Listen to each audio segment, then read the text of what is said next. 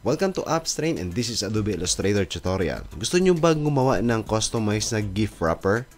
Gagawin natin yan sa Adobe Illustrator. Madali lang po yan So for example, yung object na ito, gagawin nating GIF wrapper. So ang aking size, depende sa inyo kung anong size ng GIF wrapper ninyo. So ang ginawa ko ay 10 by 10 inches. Okay, maglalagay muna ako ng background. For example, lagyan ko ng red. Okay. Gamitin ko yung rectangle tool para gumawa ako ng background na red. Okay, double click ko lang dyan, 10 by 10 inches. Click OK. So palitan natin ng color. Ang color na gusto ko ay red. Ayan. Then, i-fit lang natin sa ating artboard. 10 by 10 yung ating artboard. Then, i-lock natin yung object. Lock. Selection. Okay. So, ito yung una kong gagamitin. Ito yung object na ito. So, lapit natin. Close natin. Ayan. So, gagawin natin, lalagay natin siya dito. So, ilalagay natin, pwesto natin siya. Madali lang po, right-click natin, arrange, bring to front para sa taas siya. Madali lang po yan, So, ang gagawin natin, isang effect lang yung gagawin natin. I-adjust lang natin, Okay, yung effect na gagamitin ko ay yung transform. Okay, click natin, i-active natin yung ating object. Then, punta tayo sa effect. Then, distort and transform. Okay, transform. Okay, click natin preview para nakikita natin siya, So, make a copies. So, for example, ay taas natin arrow up para mag-increase ng copies. Then, 12. For example, 12. Then, i-move natin siya horizontal. Okay, click natin horizontal. Yan. Okay. Pwede na yun, Then, click natin okay. Ayan. So, gusto kong ikot siya ng konti. Ang gagawin natin, iikot lang natin siya ng konti. Pag inikot ko itong isa, ayan. Umikot na lahat, Ganun na siya, Ikot mo itong isa, ikot lahat yan. Ayan. Okay, ganun kadali, So, meron tayong isa. Gagawin pa tayo ng isa. Isa pa. So, ang gagawin natin, duplicate, simple lang, duplicate lang natin siya. So, press lang natin yung Alt, then drag natin pababa. Hold natin yung Shift at saka Alt para pantay sila, Tapos bitawan natin. Ayan. So, ang gagawin natin, i-reverse lang natin siya, Right-click, transform, reflect. Okay, preview. Ayan. Then, click natin okay. Then, hindi natin siya papantayin, Okay. Using the arrow key. Ayan. So, ganoon lang kadali, So, meron na tayong dalawa, Next na step na gagawin natin, i-duplicate natin yung dalawang lines na ito. Ayan. Gagawin natin, select, click, drag para ma-select natin yung dalawa. Actually, yung ginawa lang natin na object ay itong dalawa na ito. So, nagduduplicate na lang siya, So, yun yung transform niya. Okay? Right-click natin. So, gagawa tayong the same process, the same technique para i-duplicate siya pababa naman. Okay? So, click natin yan. Then, punta tayo sa effects. Distort and transform. Then, transform. Okay? Check lang natin. Apply new effects. Yan.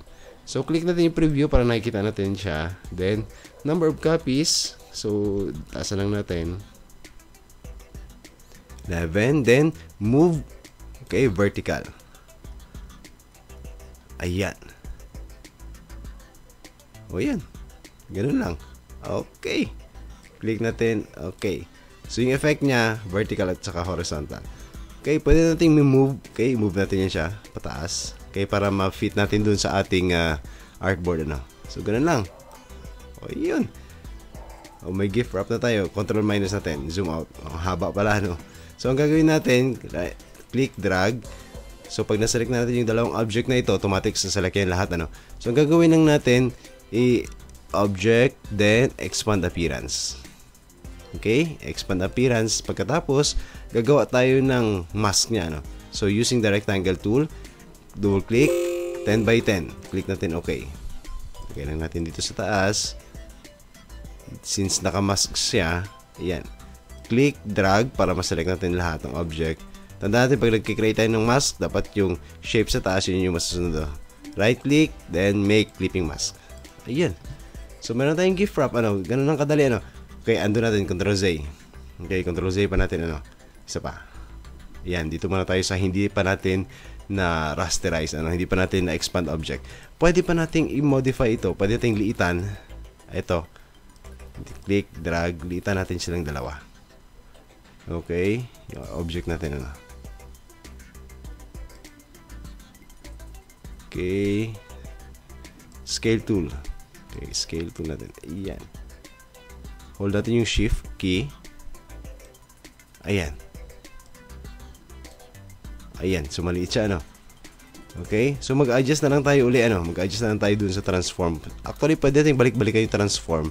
Kaya dito sa effects, ay sa kanyang tinatawag nating appearance panel, makikita natin yung transform. Double-click na natin yung automatic. Ayan, oh. Pwede bawasan yung number of copies. Preview natin. Ayan. Taasan, bawasan. So, dito tayo pwede mag-transform, no? Okay? So, isa pa, ano? Picture natin. Gusto natin picture natin, gawin natin gift wrap. Gift wrapper. Pwede, ano? For example, may picture ako dito. Ito, dinelete ko na yung background sa Photoshop, ano? So, ito yung gagamitin ko, for example. So, liitan ko lang. Bahala kayo kung lalakihan nyo, lilitan. Pero ako, lilitan ko, ano? Okay? Laki ko dito. Then, right-click. Arrange, bring to front. So, gagawin ko siya, i-tilt ko siya ng konti, ano? Ayan.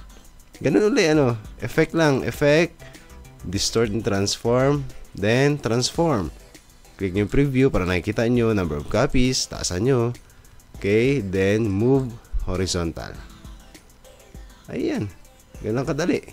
Then, click natin okay. Duplicate natin using the Alt. Duplicate. Hold natin yung Alt yung Shift. Then, okay. Increase natin ito. Ayan. Tapos, akit natin. Tapos, right-click.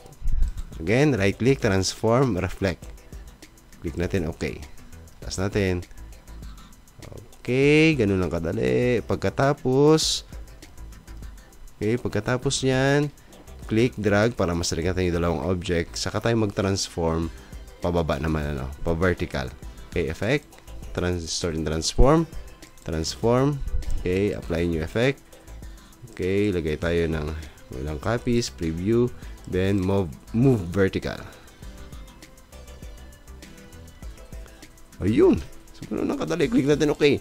Oh, may customized gift wrapper na tayo. So, ang gagawin lang natin, mag-create lang tayo ng object na gagawin natin dito sa Illustrator. Yun yung i-distribute natin ng equal.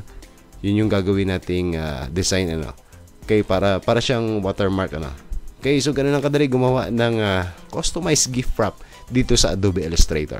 Okay, thank you for watching, at kung gusto niyo mag-subscribe doon sa Illustrator app, punta kayo doon sa Adobe, website ng Adobe. Ilalagay ko yung link sa description. Pwede kayo mag-subscribe, ano, sa any Adobe products. Okay, thank you for watching. Sana makatulong sa inyo yung tutorial na ito. Please don't forget to subscribe, like, and share, no, dito sa ating channel, Appstrain. Marami pong salamat.